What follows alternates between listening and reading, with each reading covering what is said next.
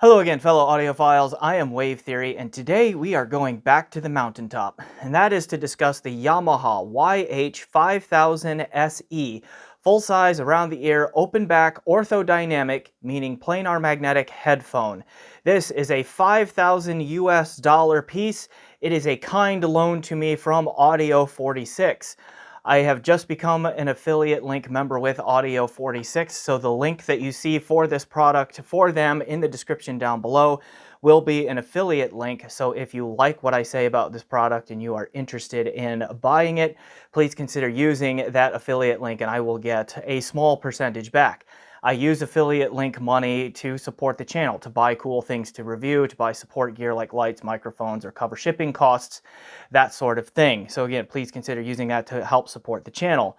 All right, so that also means that this will be going back, and also Audio 46 has really asked nothing in return other than a fair and honest evaluation and that affiliate link. So all thoughts that you are about to get are mine and mine alone, without any undue influence from Audio 46. All right, let me say before we jump in here that this was a really interesting product and a really interesting review.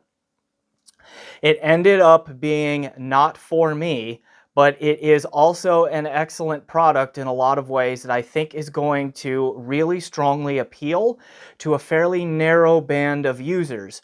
Are you in that narrow band? Is this something that you should consider? All right, stick around right after shameless self-promotion to find out.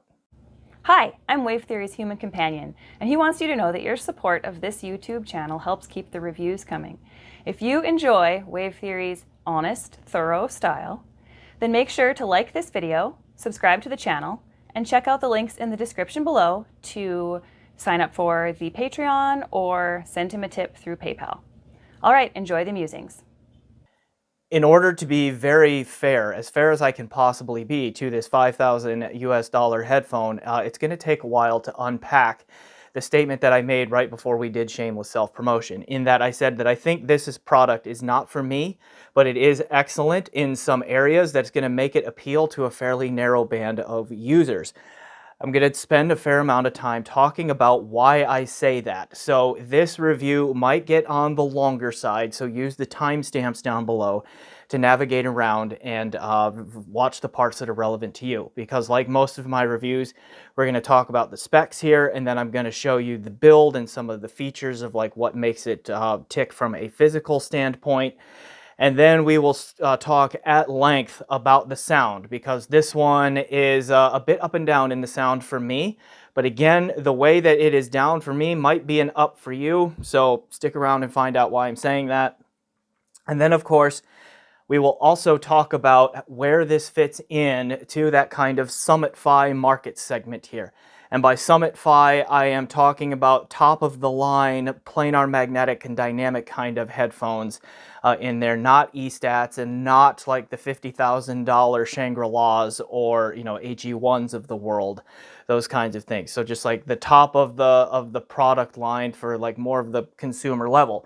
And to do that, I will give you some detailed comparisons eventually with the Hi-Fi Susvara, which I have here, and then also the original Focal Utopia, which I have right here, because these two, the Utopia and the Susvara, remain in my personal collection for both personal listening enjoyment and to do review work, use as reference points for review work. And so detailed comparison with those two and this one coming up, as well as some other thoughts like how does this do against the LCD5 and the Abyss 1266 and, you know, the final D8000 Pro and all of that. So we will we'll dive into that here at as part of this video as well. So again, use the timestamps to help navigate around through all of that. All right. Quickly on the specs, again, $5,000 for this. It is a planar magnetic headphone, which Yamaha refers to as an orthodynamic driver. And I'll show you this up close in a sort of overhead view in a little bit. But there is a planar magnetic driver that is circular in its geometry right behind this part of the grille here. And again, I will show you a better look at that here in just a moment. The drivers in here have a rated impedance of 34 ohms and a rated sensitivity of 98 decibels per milliwatt at 1 kilohertz. So they are pretty easy to drive, and you can drive these with, you know, enough power right off of a phone if you wanted to. Now, should you do that? No, because these are way too resolving to be driven right off of a phone. But the point of that is that they do not demand a whole lot of power, so they are amp friendly from a power standpoint. I can't make the claim that they are amp friendly from a sound standpoint. More on that in a bit. They are also really light, and I'll talk more about this when we get into the unit tour of it and all of that, but like they are very light and very comfortable. This is what it looks like when it sits on my head right there. And again, it's open back, so you're not going to get a lot of attenuation of sound going either in or out. So that is something to keep in mind. Okay, so with that stuff out of the way, let's go ahead and cut to that overhead view where I talk about the build quality and the cabling and the pads and all of that sort of stuff. So let's do that. Quasi overhead view here because this thing is actually really exquisitely made, and I would like to show it off to you, really, which I know might be Yamaha's job, but credit where credit is due. This thing is really well made, and so I will show you some of the ins and outs of the construction from this vantage point, all of that, so you can get an appreciation for how well made it is. The first thing that jumped out to me when I took it out of its packaging is just how shockingly light it is. I've kind of grown accustomed because I've reviewed a lot of top-of-the-line cans on this channel here, and so for a $5,000 headphone, this thing just, like, it's so light. Like, it's so light. Yamaha's website claims that it has a weight in English units of 11.3 ounces.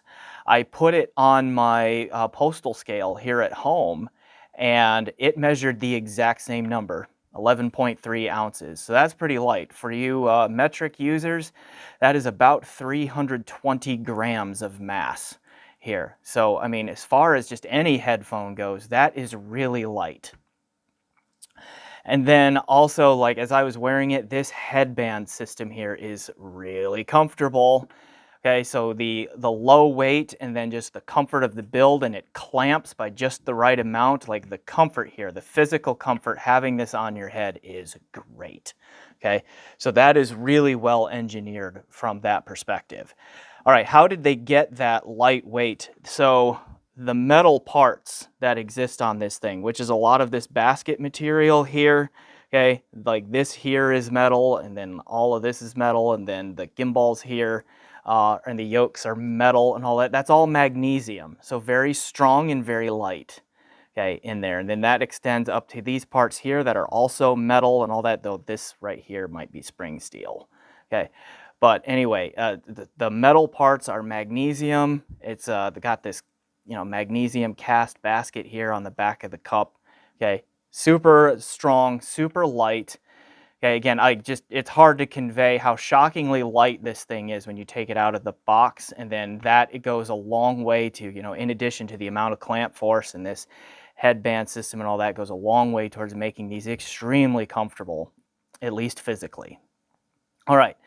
Then we see, like, we have this housing right here where they put on a dual 3.5 millimeter cabling system right here. So we have dual cup entry 3.5 millimeter.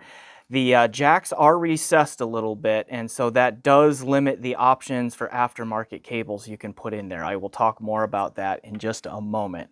Okay, but yeah, that's all well and good. The head size adjustment. We have this like tensioned, you know, part right here. You adjust this way, and it has a great feel to it. Okay, it feels like it has good resistance. I did find though that it could clamp, like this part could be just a little bit tighter. Okay, like you can't tighten that down on your own anymore. That's just a prefab tension in there. And so in time, this does walk a little bit and become a little bit bigger in time. I noticed that it would wander towards a slightly larger size than I like with use. But I mean, it feels good sliding it back down into the position that you have. And I mean, this is silent, nearly. Okay, there's no squeaking or creaking or anything like that there. It's just the sound of the stuff dragging on each other there. But I mean, it feels great. It is really well done. Okay, you get this much cup swivel there. Okay, the cups move, you know, this much in this direction as well, so you get a fair amount of freedom of movement and all of that in here too. Okay. Pads, the ones that came installed on this unit here were our leather with micro perf around the outside, and then they're like solid leather here on the part that touches the head, and then we have like kind of a microfiber, like come on camera, like a microfiber-ish kind of cloth on the inside of it there. They come with a pair of suede pads. So here I can show you, and they are the same size and dimension of pad, best I can tell. Okay, so they do have a slight forward angle to them, all of that, but they are just made of different materials. You've got the leather here with the micro perf on the outside, then you have the suede here, all of that, and then the mounting system. See that you have these plastic rings on the back that just lock in place. So swapping these out is rather quick. You just give these things a nice little counterclockwise turn and they come right off. And then you can see inside here, there is actually a fair amount of room on the inside of the cup. So the driver is actually fairly far from the ear, all of that. And you see that the orthodynamic driver in there, which is a planar magnetic driver, is actually round, circular in its geometry in there. So anyway, it's actually pretty straightforward to swap the pads in and out because, I mean, once you get them lined up appropriately, that is, because of that locking system. And of course, I did not get it lined up appropriately. There it goes. And now it's on. Okay, that easy. Actually, I didn't get this one. It always happens on camera, right, where you don't get it lined up as well. But once you get used to it, there it goes. Once you get used to it, okay, that pad swapping is pretty easy. One complaint about the pad here is there's not a ton of ear room in there, so you might get some parts of this that rest on your ears if you have larger ears. It's also not very deep, right? So there might be some users for which the depth here, I'm trying to find the best angle to show you here. The depth here isn't that great, and so your ears might touch this mesh material here on the back if your ears stick out a lot. So that's another thing to keep in mind. I don't have that problem, but my earlobes are of fairly average size and they don't stick out very much. So I don't usually have an issue with those, but some users might. Okay, let's talk about the cabling here. So again, we have these recesses on the 3.5 millimeter jacks here. The stock cables, and I say cables because you get two of them, they are identical except for their termination. They are the same length. They are both an oxygen-free copper-coated silver. I said that backwards. They are a silver-coated oxygen-free copper. There we go. And you see that we get one that is a 4.4 millimeter Pentacon balanced cable, and then one that is a 6.35 millimeter screw-on adapter on top of a 3.5 millimeter TRS, okay, single-ended cable. All right, same length and all of that, and then these are what the jacks or the plugs on the headphone end look like. Okay, 3.5 millimeter TS. You can use TRS cables on there and all of that, and they work just fine. Now, it looks like we have a hint of a locking system right here on the plugs. We don't. These do not actually lock into place. Okay, they just stick in there like so. But you can see that when you, let me hold this up here. When you push this in, okay, it goes right up to the barrel here. Okay, so that, I mean, again, we have a proprietary recess in the jack here with a custom size and all of that. So you can use aftermarket cables with this because there is no locking mechanism, but you have to make sure that the plug can get all the way in there and that the barrel here does not catch on this lip.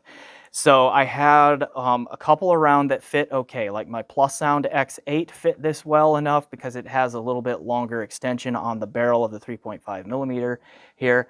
And then the Lavra Cable Grand Silver that I have around also fit this just fine. But let's see, what is it? The Dana Cables Lazuli reference that I have around, okay, or is it the Lazuli Ultra? It's one of the Lazulis, okay, did not fit this, okay, it was a little too big to fit in there as one example. So you do need to take care if you want to buy an aftermarket cable for this, and for one you might, because the included balanced cable is only 4.4 millimeter Penticon, and there's a good chance that if you're buying a $5,000 headphone, that you have an amplifier that uses either 4-pin XLR balanced connector on it or dual 3-pin XLR balanced connectors on it. So you might want to get an aftermarket cable there, so you'll have to be wary of that.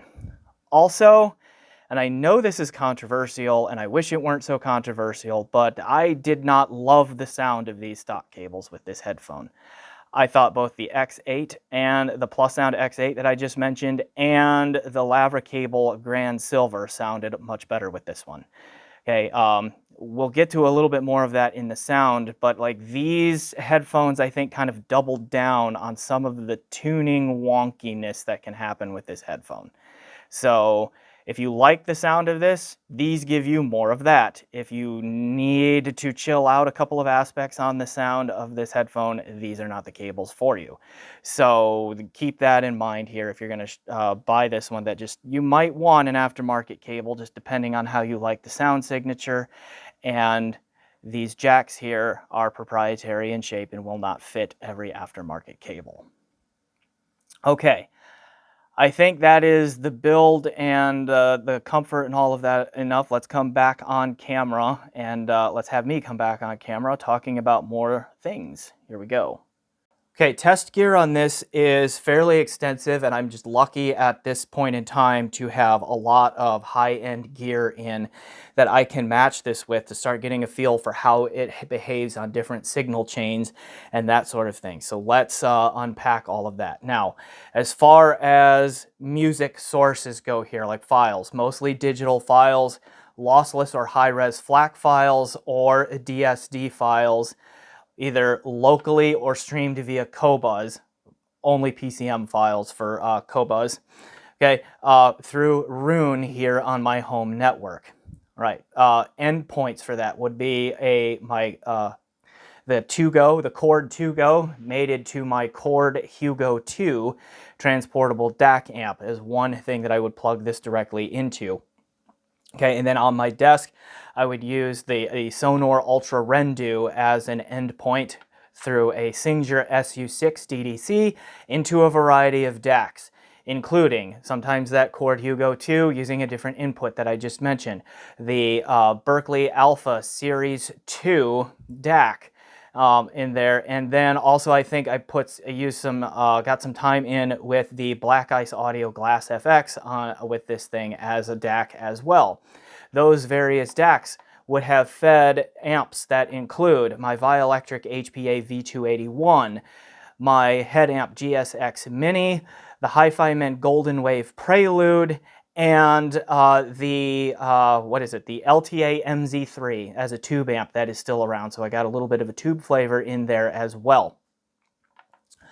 Okay, also we're going to talk about cables here, because other than to check the stock cables and to see what the sound was like, I was like, I don't know that I really love that.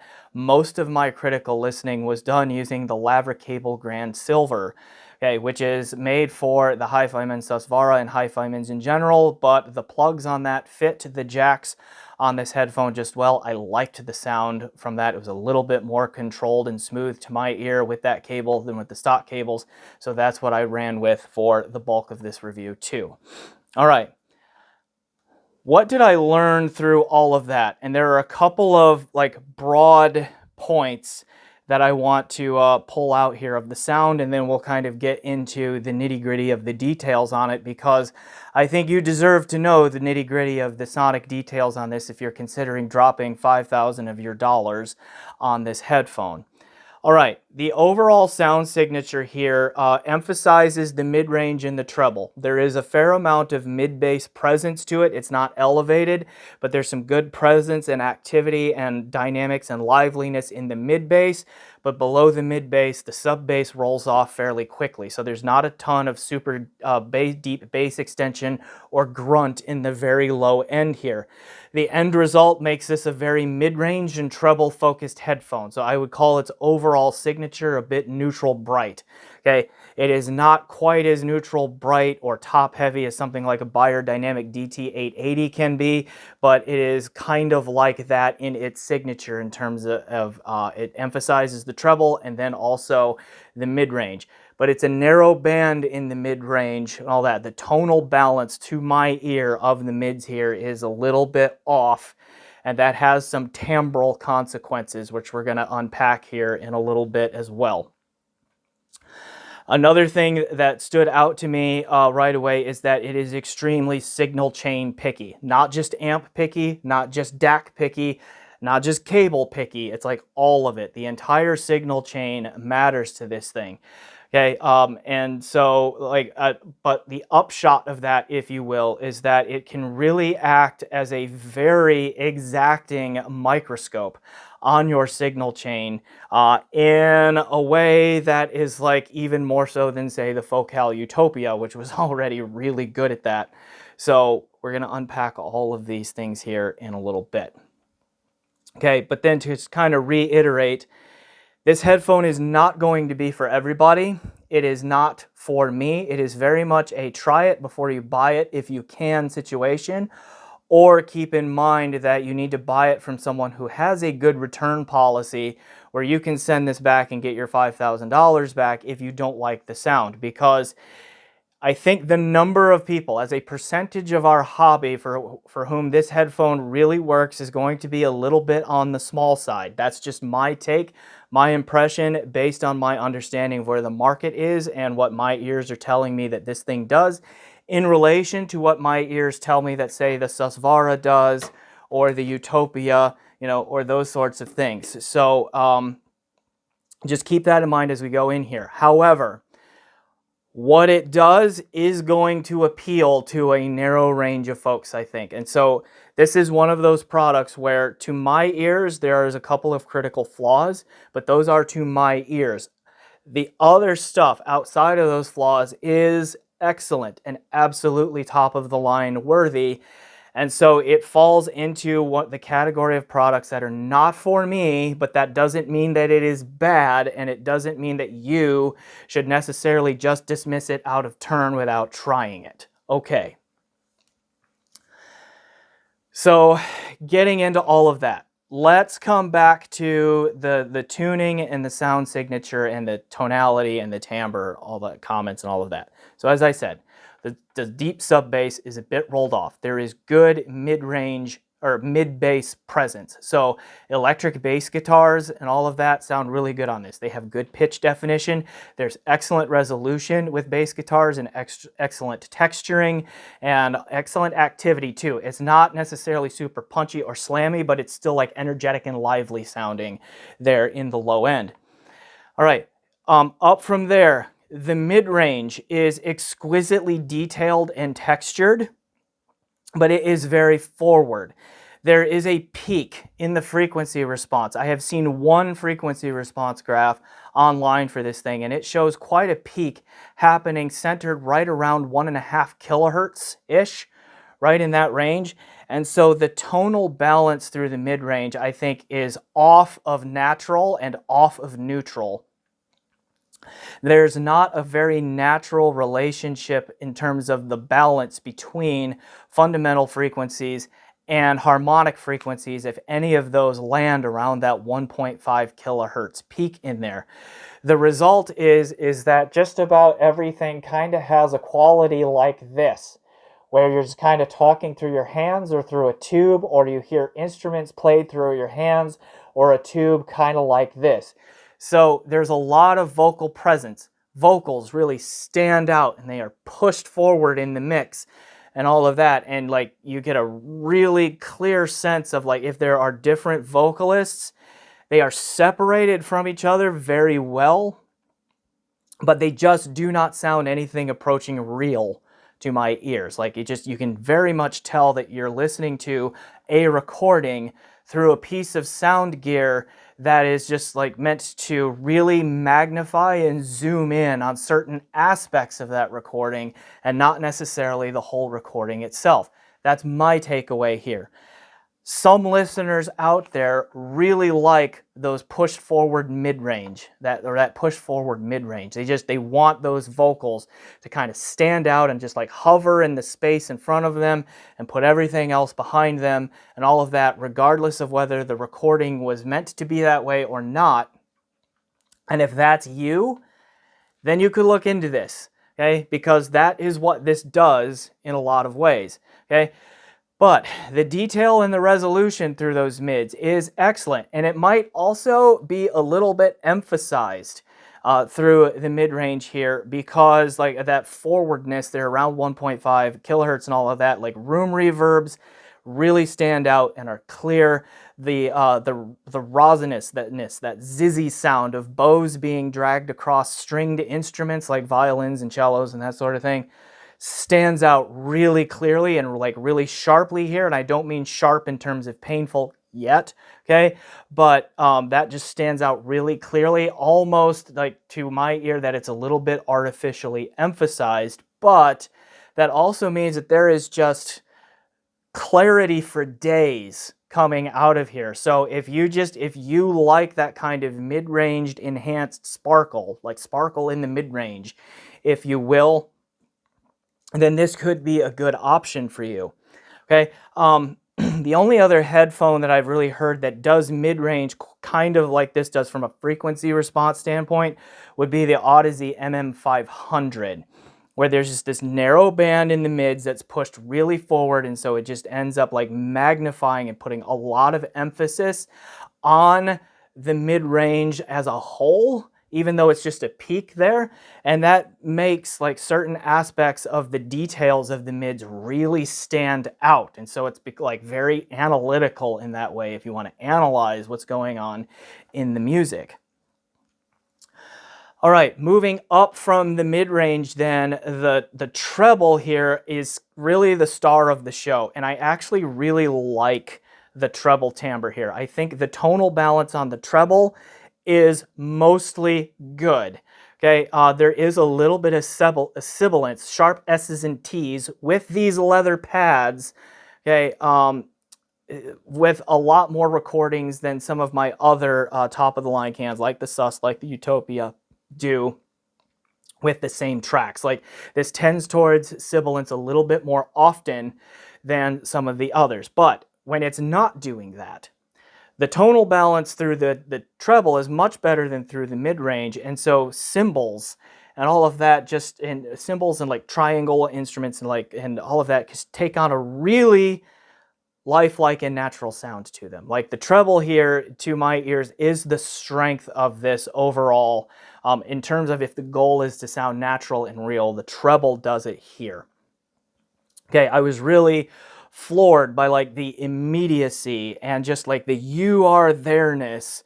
Almost felt like I was in a drum kit sometimes, particularly when they were doing fun stuff like doing cymbal fills and all of that through there, although hi-hats could get a little bit sharp. The other cymbals, okay, and I mean sharp in terms of that like too intense kind of a thing for the hi-hats, but the other cymbals just sounded really spectacular, okay, on there. All right, so that is kind of the perceived frequency response and tonality conversation that goes on there. And unfortunately, the tonality, again, to my ear, means that the timbre of this headphone is just off, right? It's too far forward in the mids, because again, it sounds like everything is through a paper towel tube, kind of an impression to the sound to me, outside of that treble, which can sound wonderful.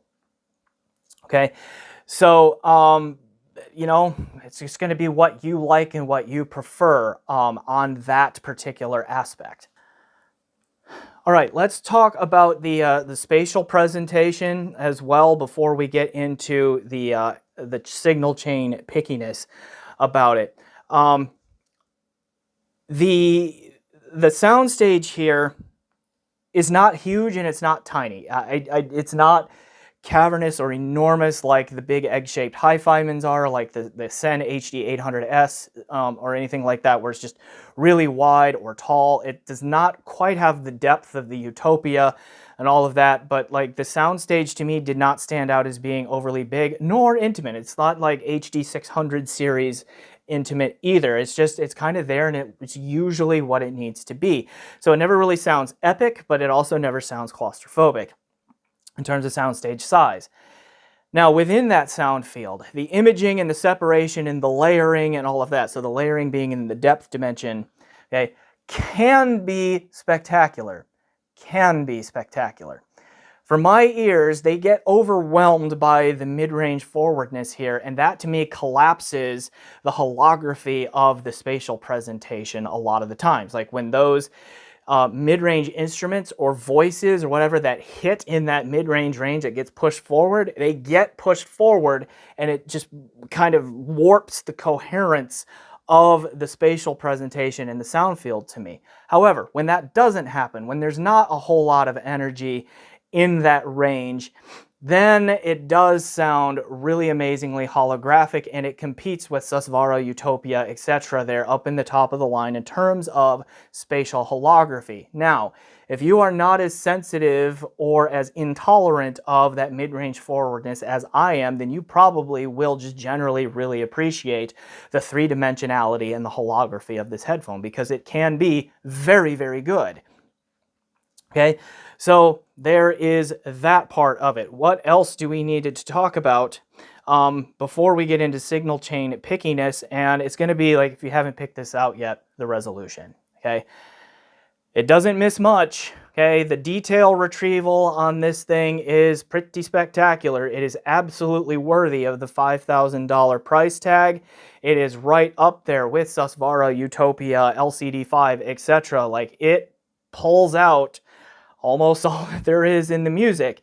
But then the presentation of those details can be just a little bit far forward. So at times it can sound overly detailed, overly analytical, overly clinical, if you want, to my ear, especially through the mids. When it's not doing that, then it's okay. It's still detailed, but it's not too aggressive for me there. I would prefer that all of the details and the texturing and all of that still be here, because it's all here. Just bring it back a little bit. All that sounds a little bit more natural. To me, when you're talking about things like detail retrieval and resolution, if you have to use terms like forward, okay, or laid back, or something like that, then you're putting qualifiers on what is natural. Because in the real world, details, the sonic details, they're not forward, they're not pulled back, they just are. And this one is just like, it's on the forward side of just are, so to speak. Okay, if hopefully that makes sense. Okay, but again, it's all there, warts and all, with a little bit of an enhanced nature to it. Okay, for what it's worth on that. Okay, let's also talk about the pads real quick. Where did I put those suede pads? They're over there. Pardon me for just a moment. All right, the suede pads do mellow out the sound of the 5000 SE a little bit. They do help smooth out the mid-range forwardness a little bit, although it does not go away. Okay, it's always going to be there. It just is held in check ever so slightly, but noticeably, by the suede pads. Okay, same with the treble. The treble still has excellent natural timbre and just like really good detail retrieval and all of that going on, okay, in the top end, but it is just brought back and reined in just a little bit in terms of presence. So I found the suede pads to be a little bit less fatiguing overall, and I generally preferred using them when I listened to this headphone. It does not save this headphone for me, but they help. The leather pads here are more exacting. They are even more detail forward. They've got more bite and more energetic energy, more energy to the overall sound. So they are the more forward and aggressive sounding one.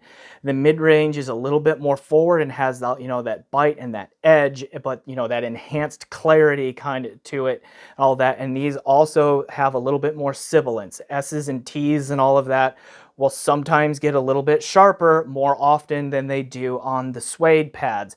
But outside of that, like there's not a whole lot of difference in bass extension or that sort of thing between the two pads. And I didn't find a whole lot of difference, at least by ear, to the mid bass presence between the two pads.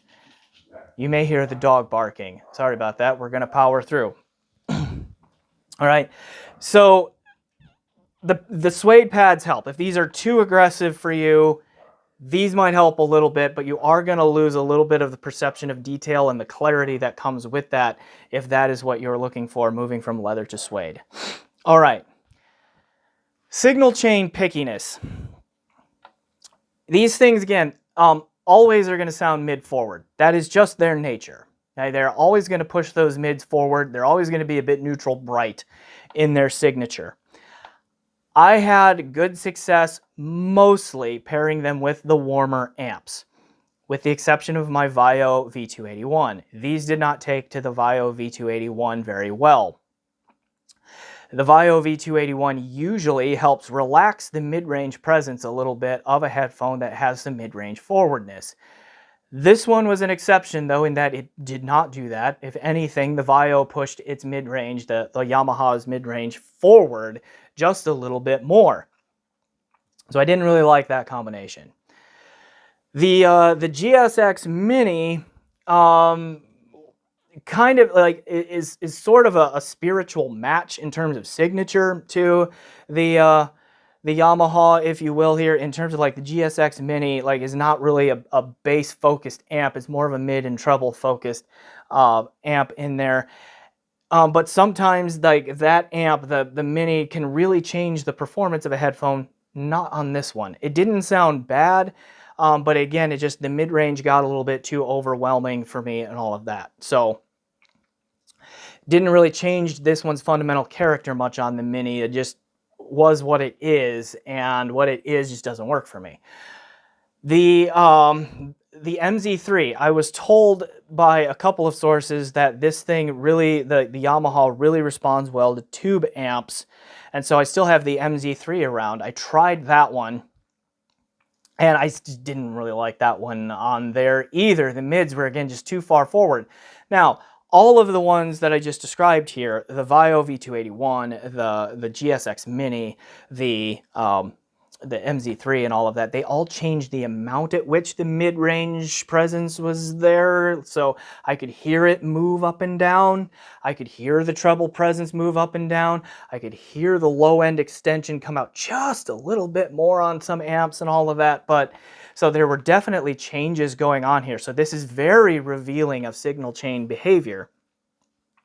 But it also just is what it is in a lot of ways. Now, the amp that I had the most success with here, oh, I should also mention the Hugo 2, similar to the Vio, brought out the mid-range presence even more, okay, which is something the Hugo 2 does frequently from its amplifier section, is it pushes mid forward a bit on occasion, and it definitely did this with this. So like it doubled down on the problematic aspects of the sound for me when I used it from its amp. When I used it as a DAC through an outboard amp, it was a little bit better, okay, all of that, but it still kind of had that same kind of character happening to it.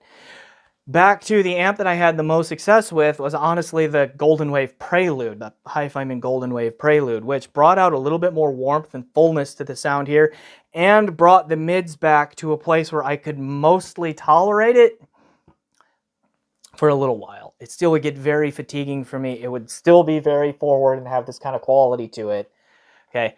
But it was better, right? And so like that worked the most. Like the Lavra cable Grand Silver cable also really helped smooth out that mid-range a lot over the stock cables. And I know some people are going to scoff at that, but that really did help. And like, it's like, oh, you just think you're hearing it. Like, no, like when I listen to like Hiromi play her piano, She can sometimes, like the track Alive, right off of her Trio Project album, right? Like there are some spots in there where she hits a certain piano key and it's just like, ooh, sharp, painful, okay, mid-range there. And it's like, I'm not making up that it hurt less and I flinched less with the Grand Silver cable than I did one of the stock cables, right? Like that's not just a, you know, that's not a bias thing. That's like a physiological reaction kind of thing. Okay, because that was happening to me, unfortunately, with this. So there's a little bit of matching to signal chain. So I think that, one, to own this headphone, you have to be very tolerant to forward mids or just like that sound to begin with. But once you are one of those people, you can flavor it and get some level of control over it, pull it back, push it forward a little bit more and all of that, depending on your signal chain, because this is very responsive to signal chain changes. Okay, with that, let's talk about where it fits in the broader market context. At the Summit Fi, how does it stack up? All right, it is a long list of top-of-the-line-ish / Summit Fi headphones I have heard. So really quickly, from memory, Abyss AB1266 Fi TC, Abyss Diana Fi, Abyss Diana TC. Let's see, what else have I heard in there or done reviews for? I will link to all of these down in the description below. Audeze LCD5, Final D8000 Pro.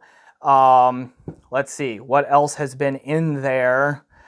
Focal Utopia 2022 and original Hi-Fi Men Susvara, and then also several Electrostats that are around to that price, like the Audeze Carbon, the Stax SR009X SR009S and SRX9000. Okay, the Hi-Fi Men Shangri-La Junior, all of that, like they're all, you know, kind of around-ish that price there. So a lot of high-end headphones I've had the really distinct privilege of listening to. Where does the Yamaha fall into that? And then we'll get into a little bit more detailed comparison with the Susvara and the Utopia, since I have them here. This one, to me, is, in terms of actual resolution prowess, is going to be in the top half of that group. Okay, I think it is right there with Susvara and with Utopia, which to my ear and on my gear and all of that have been the two most resolving non-electrostatic headphones that I have had the privilege to listen to, and even out-resolve some of the E-stats that I just named. So this one is right there with those two. This one is more forward about its detail presentation than those two, and more forward about some of its details than other headphones in there.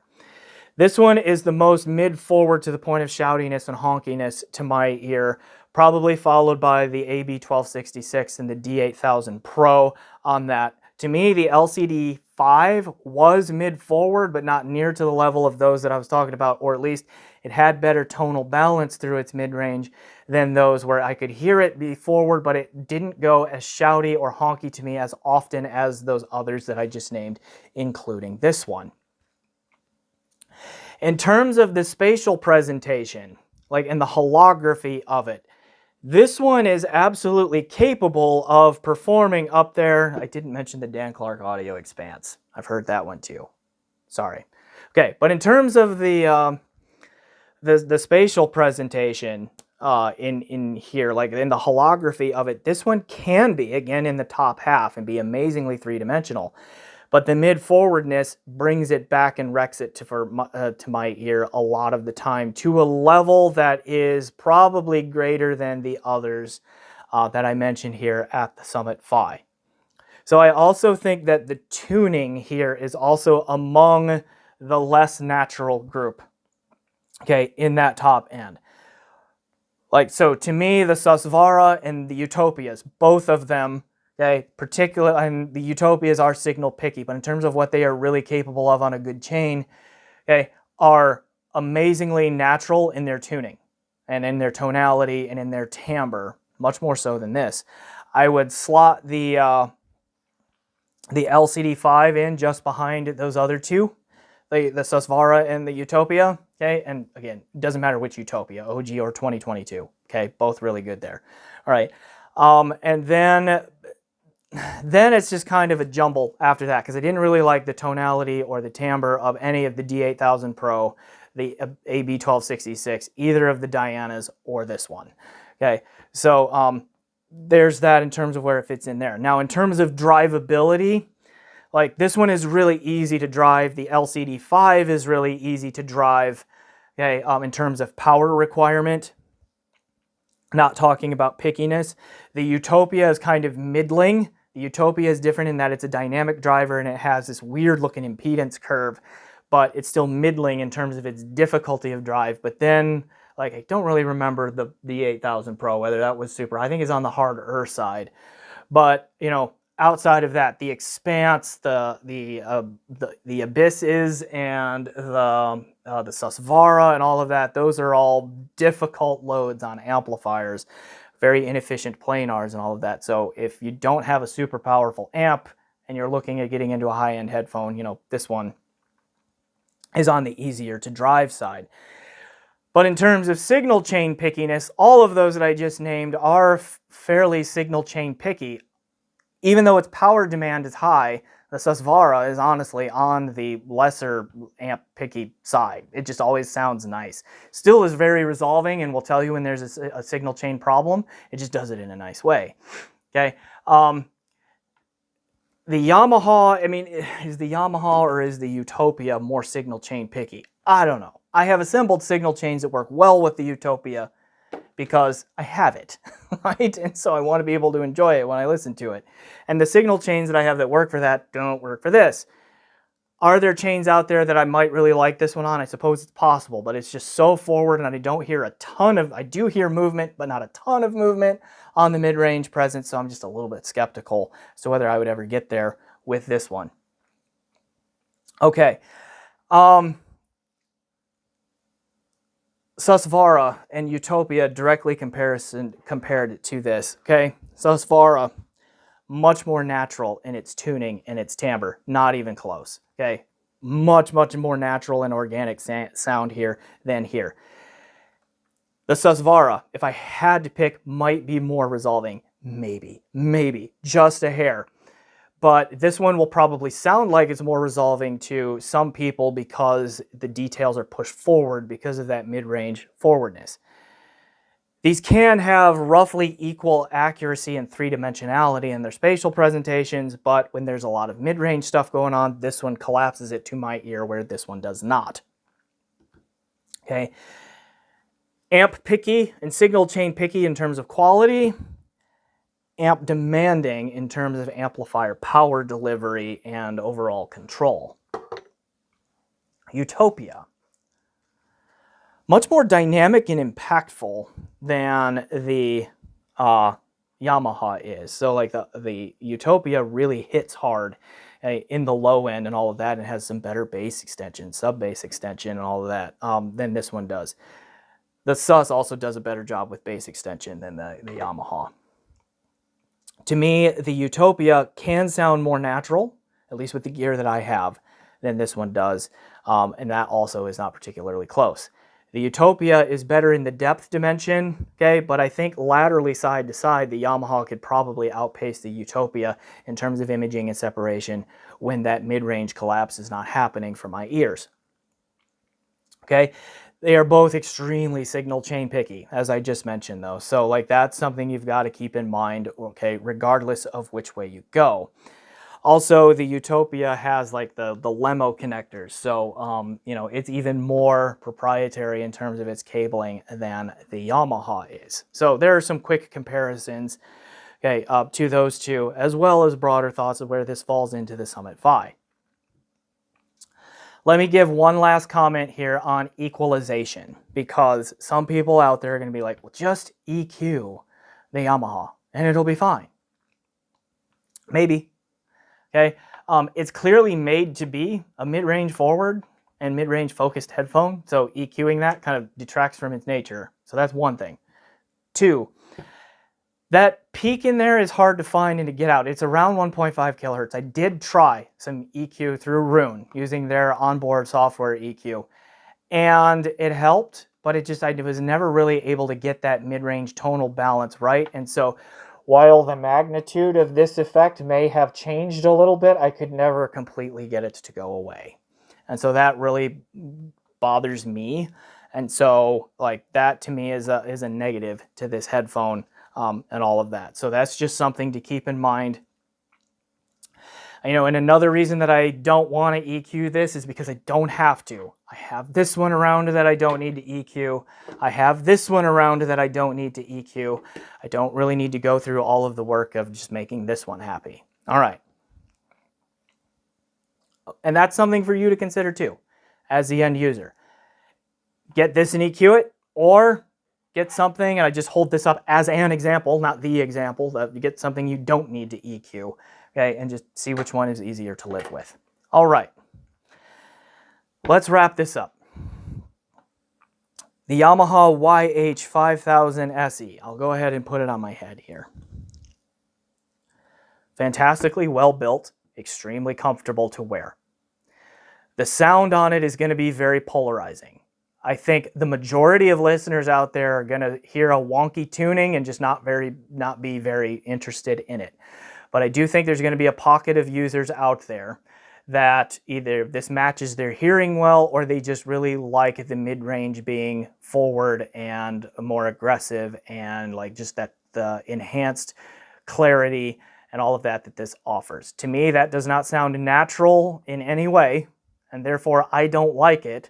Okay, but I have to admit that the technical ability here does absolutely belong on that top of the line tier.